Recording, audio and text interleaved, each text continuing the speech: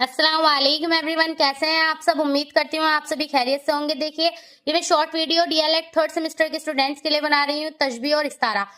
ये टॉपिक आपके लिए बहुत ज्यादा इंपॉर्टेंट है। वैसे कल मैं इसे डिटेल में कराऊंगी। तशबीह, इस्तारा, मर्सिया, कसीदा और आपकी तलमिया किसे कहते हैं।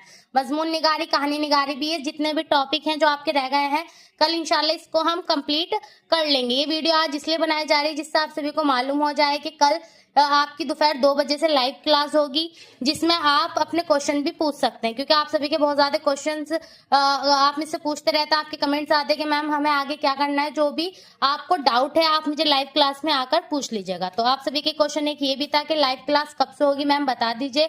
तो इंशाल्लाह कल से आपकी लाइव क्लास होगी। टाइम रहेगा 2 बजे। कल दोपहर 2 बजे हम ये वाला टॉपिक क्लियर करेंगे। तशबीह, इस्तारा, तलमिया, मर्सिया, कसीदा और भी आपके जो टॉपिक है मुझे बता दीजिएगा। ठीक है, चलिए तो स्टार्ट करते हैं। शॉर्ट वीडियो इसलिए बना रही हूँ जिससे आपको ये क्लियर हो जाए।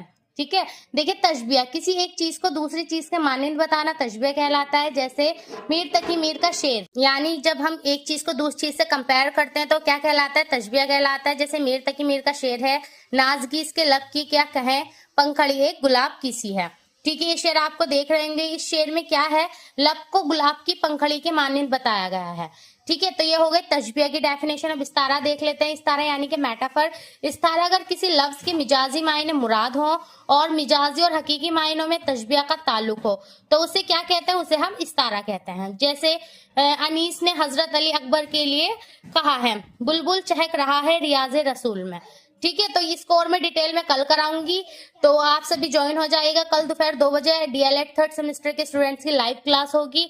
चलिए तो मैं आपसे कल मिलती हूँ फिर, तब तक के लिए टेक केयर, अल्लाह हाफिज।